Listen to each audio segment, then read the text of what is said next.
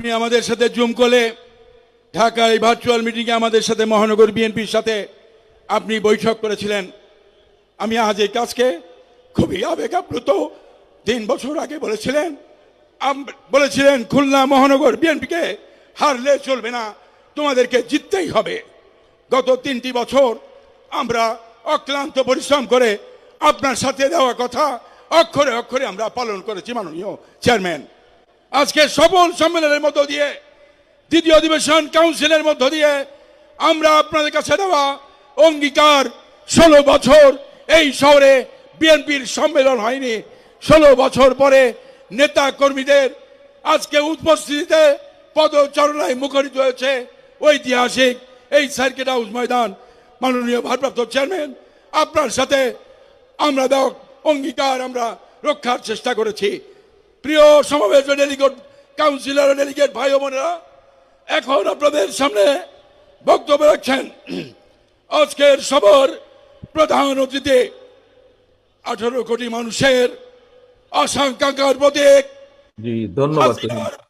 হাসিনা পতনের আন্দোলনের master mind, আমাদের প্রিয় নেতা, জননেতা, বিএনপির ভারপ্রাপ্ত চেয়ারম্যান জননেতা তারেক রহমান। জননেতা তারেক রহমান বক্তব্য রাখছেন। জি ধন্যবাদ তুহিন। বিসমিল্লাহির রহমানির রহিম। খুলনা মহানগরীর দ্বিবার্ষিক কাউন্সিল উপলক্ষে আয়োজিত আজকের এই কাউন্সিল অনুষ্ঠানের সম্মানিত সভাপতি, মঞ্চে উপস্থিত কেন্দ্রীয় এবং খুলনা বিভাগীয়, খুলনা মহানগরী এবং খুলনা জেলার সম্মানিত নেতৃবৃন্দ, আমার সামনে উপস্থিত খুলনা মহানগরীর 505 জন কাউন্সিলর বৃন্দ, উপস্থিত খুলনা মহানগরী, খুলনা জেলা বিএনপির সহ অঙ্গ সহযোগী সংগঠনের সকল উপস্থিত প্রিয় সহকর্মীবৃন্দ, আসসালামু আলাইকুম। আমরা প্রায় কম বেশি সকলের বক্তব্যেই আমরা এতক্ষণ শুনেছি যে 16 বছর পরে আজকে খুলনা মহানগরীতে বাংলাদেশ জাতীয়তাবাদী দল মহানগরী বিএনপির কাউন্সিল অনুষ্ঠিত হচ্ছে। এই কাউন্সিল উপলক্ষে আপনাদের সকলকে আমি জানাই, এই কাউন্সিলের সাথে যারা বিভিন্নভাবে সম্পৃক্ত আছেন, বিভিন্ন উপকমিটি থেকে শুরু করে আহ্বায়ক কমিটির সদস্য, বিভিন্ন ওয়ার্ড, থানার সকল নেতৃবৃন্দ যারা এই কাউন্সিলকে এই মুহূর্ত পর্যন্ত নিয়ে আসতে অক্লান্ত পরিশ্রম করেছেন, তাদের সকলকে জানাই আন্তরিক শুভেচ্ছা। প্রিয় প্রিয় সহকর্মীবৃন্দ, এই খুলনা মহানগরীতে আপনারা সকলেই কম বেশি ওয়াকিফল আছেন যে আমাদের নেতা শহীদ রাষ্ট্রপতি জিয়াউর রহমানের নামে একটি ফাউন্ডেশন আছে, জিয়াউর রহমান ফাউন্ডেশন। এই ফাউন্ডেশনের প্রথম যেই কর্মসূচিটি ছিল একটি হেলথ ক্যাম্প, সেই প্রথম কর্মসূচিটি আমরা শুরু করেছিলাম, অর্থাৎ সেই কর্মসূচির মাধ্যমে জিয়াউর রহমান ফাউন্ডেশনের যাত্রা শুরু হয়েছিল এবং সেটা এই খুলনা মহানগরের মাটি থেকে শুরু হয়েছিল। আজকে আবার বহু বছর পরে আরেকটি গুরুত্বপূর্ণ অনুষ্ঠানে, দলের একটি অত্যন্ত গুরুত্বপূর্ণ অনুষ্ঠানে আপনাদের সামনে আমি উপস্থিত হতে পেরেছি। আল্লাহর কাছে অশেষ শুকরিয়া। প্রিয় সহকর্মীবৃন্দ, আমরা আজকে এখানে উপস্থিত হয়েছি বা একত্রিত হয়েছি কাউন্সিল উপলক্ষে। এখানে 3টি পদে নির্বাচন হবে। 3টি পদে একটি সভাপতি পদ, একটি সাধারণ সম্পাদক পদ এবং সহ সাংগঠনিক সম্পাদক পদ 3টি। সাংগঠনিক সম্পাদক পদ এখানে খুব সম্ভব 6 জন ব্যক্তি আছেন যারা ইলেকশন করবেন। আমাদের সাধারণ সম্পাদক পদে 3 জন আছেন, সভাপতি পদে 3 জন আছেন। এতগুলা মানুষের মাঝে নির্বাচন অনুষ্ঠিত হবে। কাউন্সিলর বৃন্দ সেখান থেকে সিদ্ধান্ত নেবেন যে অধিকাংশ কাউন্সিলর বৃন্দ আগামী সাংগঠনিক মেয়াদ পর্যন্ত কাদেরকে খুলনা মহানগরীতে দল পরিচালনার দায়িত্ব দেবে। অর্থাৎ আগামী দিন দলের লক্ষ্য, উদ্দেশ্য, নীতি, আদর্শ খুলনা মহানগরীর প্রান্তিক জনগোষ্ঠীর কাছে পৌঁছে দেবে, নিয়ে যাবে। আগামী সাংগঠনিক মেয়াদ পর্যন্ত খুলনা মহানগরীকে দলের যে ভিত্তি, এই ভিত্তিকে মজবুতভাবে, আরো মজবুতভাবে গড়ে তুলতে সক্ষম হবেন। কাউন্সিলর বৃন্দ সেই সিদ্ধান্ত নেবেন আজকে, সেই সিদ্ধান্ত দেবেন আজকে। কিসের মাধ্যমে দেবেন? তাদের ভোটের মাধ্যমে কাউন্সিলর বৃন্দ দিবেন। প্রিয় সহকর্মী বৃন্দ, কিছুক্ষণ আগে একজন বক্তা বলেছেন যে এটি আমার আইডিয়া বা আমার আহ, এটি আইডিয়া এটি। দেখুন, এখানে একটি কথা আমি পরিষ্কারভাবে উল্লেখ করতে চাই। এই যে ভোট প্রয়োগের মাধ্যমে, ভোট গ্রহণের মাধ্যমে, কাউন্সিলরদের মাধ্যমে দলকে পুনর্গঠন করা, সাংগঠনিক ভিত্তিকে গড়ে তোলা, এটি আমার কোনো আইডিয়া না। এটি আমাদের দলের যে গঠনতন্ত্র আছে, সেই গঠনতন্ত্রের ভেতরে এটি উল্লেখ করে দেওয়া আছে। এটি বলে দেওয়া আছে কিভাবে আমরা দলকে একদম তৃণমূল থেকে কেন্দ্র পর্যন্ত গড়ে তুলব। এটি দলের নিয়ম। এভাবেই গণতন্ত্রের ভিত্তি রচিত হয়। এভাবেই কোনো সংগঠনের মধ্যে, কোনো দলের মধ্যে, এমনকি দেশের ভেতরে গণতন্ত্রের ভিত্তি এভাবেই রচিত হয়। আমি ব্যক্তিগতভাবে একজন রাজনৈতিক কর্মী হিসেবে বিশ্বাস করি, আমরা যদি এই প্রক্রিয়ার মাধ্যমে, হতে পারে বিভিন্ন প্রতিবন্ধকতার কারণে আমরা একদম যেভাবে চাই হয়তো সেভাবে আমরা সবসময় করে উঠতে পারি না, কিন্তু তারপরেও যদি আমরা প্র্যাকটিসটাকে, এই প্রসেসটাকে যদি প্র্যাকটিসের মধ্যে রাখি আমরা, তাহলে আমি একজন রাজনৈতিক কর্মী হিসেবে দৃঢ়ভাবে বিশ্বাস করি যে একটি সময় পরে গিয়ে অবশ্যই একদম গণতান্ত্রিকভাবে বলতে আমরা কম বেশি যা বুঝি সেরকম একটি পরিস্থিতিতে গিয়ে আমরা হাজির হব। ঠিক প্রিয় সহকর্মীবৃন্দ, আমরা যখন পানি ফিল্টার করি, দেখবেন যে 2, 3, 4 স্তরে আমরা পানিটাকে ফিল্টার করি। প্রথম বা দ্বিতীয় স্তরেই কিন্তু পানিটি পরিষ্কার হয় না, বা খাওয়ার উপযুক্ত হয় না, পান করার উপযুক্ত হয় না, কয়েকটি স্তরের পরে হয়। ঠিক ডেমোক্রেসি বা গণতন্ত্র আমাদেরকে প্র্যাকটিস করতে হবে। আমরা যত এটিকে প্র্যাকটিস করব, এই প্র্যাকটিসটা যত আমরা করব, আস্তে আস্তে আস্তে গণতন্ত্রটা তত স্বচ্ছ হবে, তত জবাবদিহিমূলক হবে।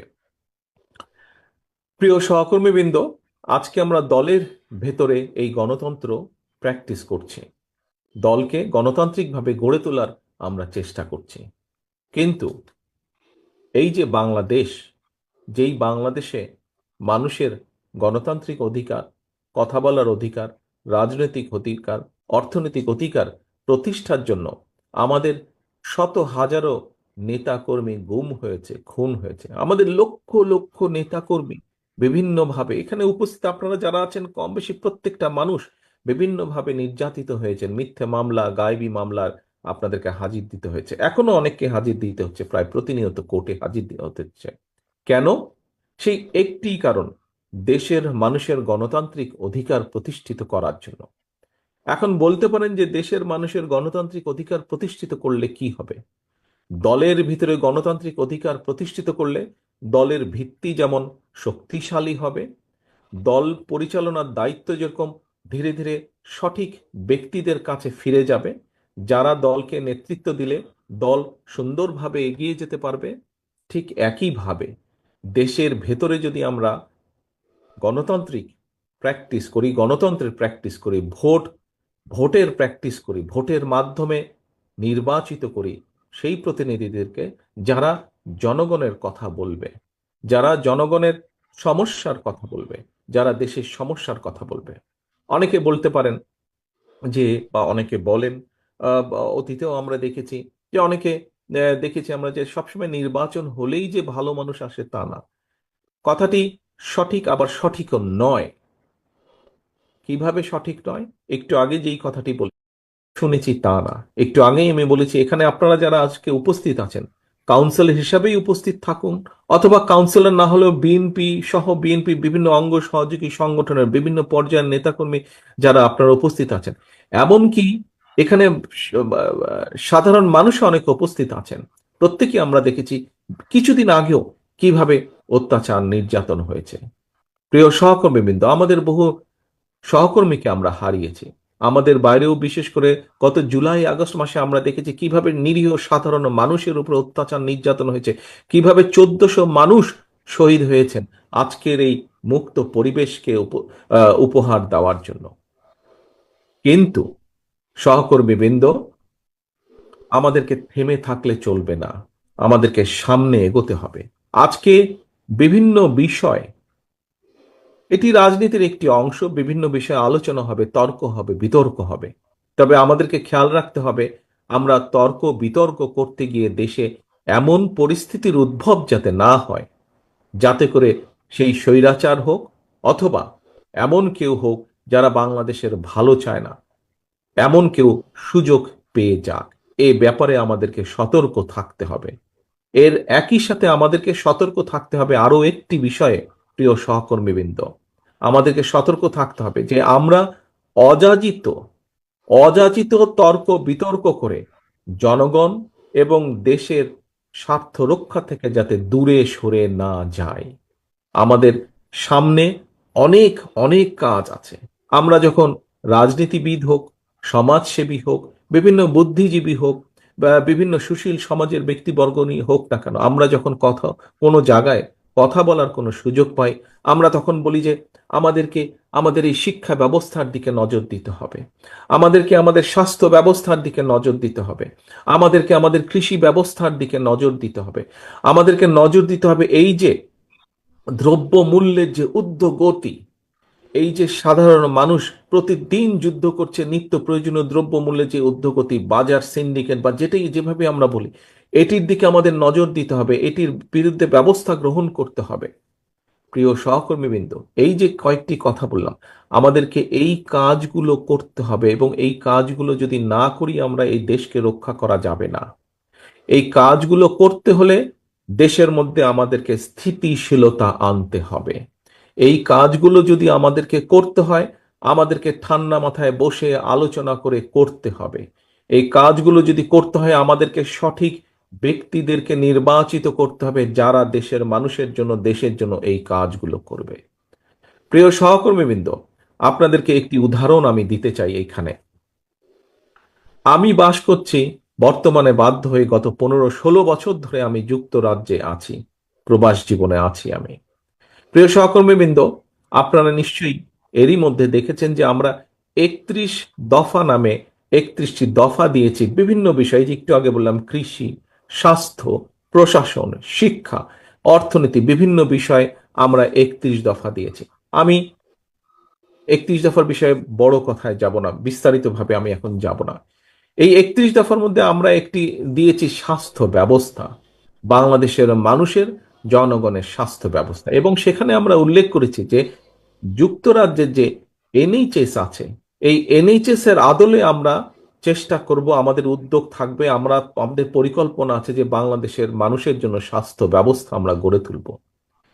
প্রিয় সহকর্মীবৃন্দ, কথাটি শুনতে খুব ভালো লাগে, কথাটি খুব আশার কথা যে যুক্তরাজ্যের মানুষ, আমরা জানি এই দেশের রাষ্ট্র, এই দেশের নাগরিক, এই দেশে বৈধভাবে যারা, এই যুক্তরাজ্যে বৈধভাবে যারা বসবাস করে, এই দেশের নিয়মকানুনের ভিতরে যারা বসবাস করে, সেরকম প্রত্যেকটি নাগরিক স্বাস্থ্য ব্যবস্থার সব রকম সব রকম সব রকম টেক কেয়ার এই দেশের রাষ্ট্র করে থাকে। অর্থাৎ একটা মানুষের যদি হার্টের অ্যাটাক করে, তাহলে তার বাইপাস অপারেশন হোক, তার স্টেন্টিং হোক, যে কোনো ব্যবস্থা হোক না কেন, রাষ্ট্র সেই ব্যয়ভার বহন করে। আমরা চাই বাংলাদেশের মানুষকে, বাংলাদেশের মানুষের জন্য এইরকম একটি স্বাস্থ্য ব্যবস্থা গড়ে তুলি।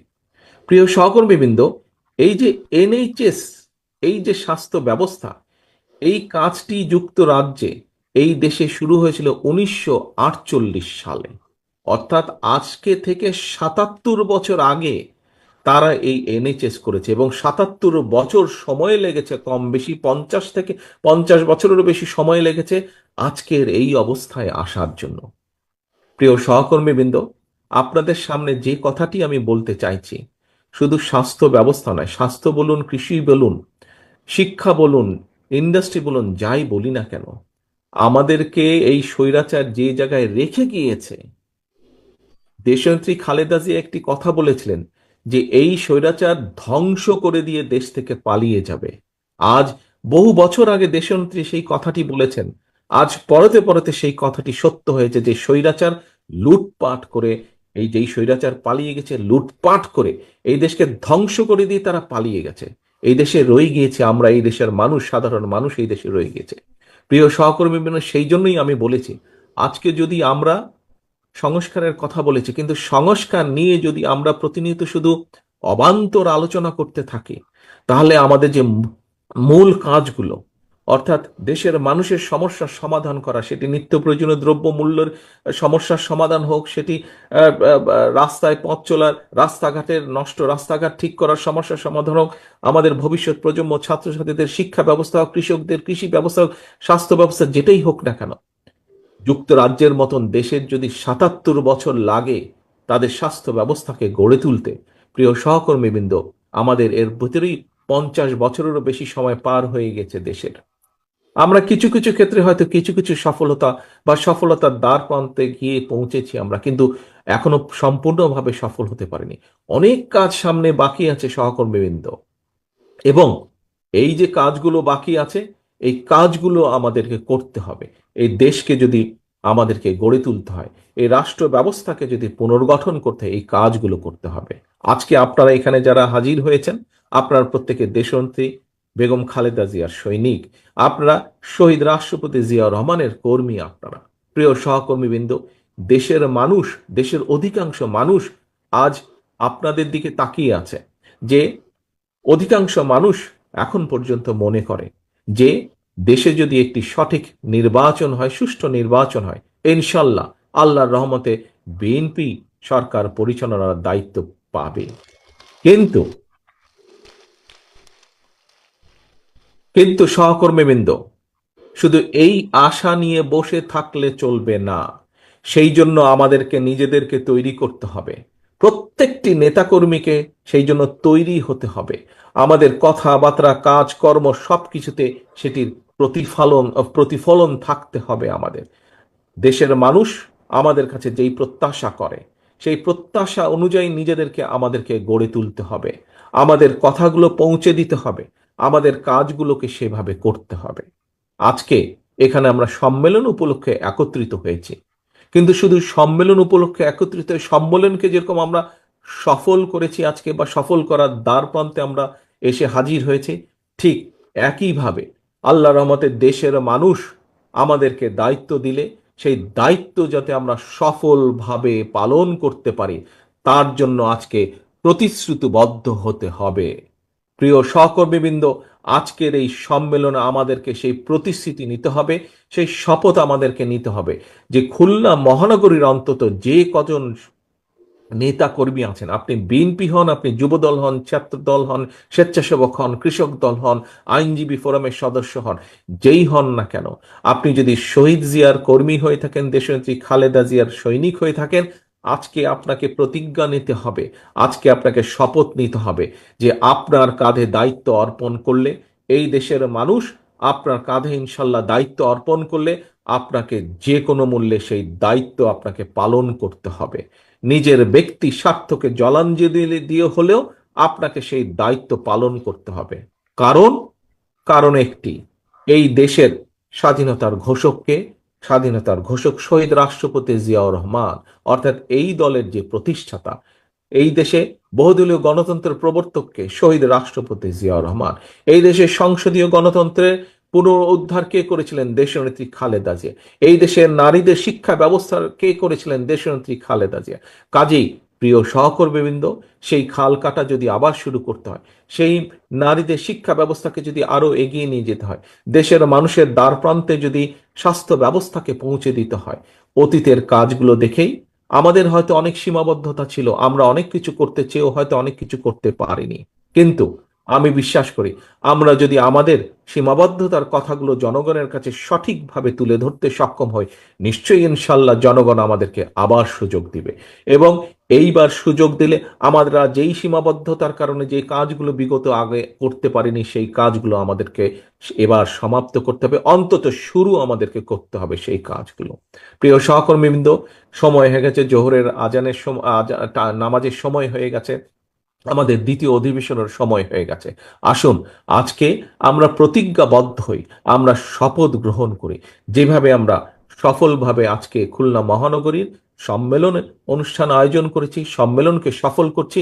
একইভাবে আগামী দিনে যখন ইনশাল্লাহ বাংলাদেশের মানুষের রায় নিয়ে আল্লাহর রহমতে আমরা দেশ পরিচালনার সুযোগ পেলে সারা বাংলাদেশের শহীদ জিয়া, দেশনেত্রী খালেদা জিয়া যত সৈনিক আছে, আমাদের মূল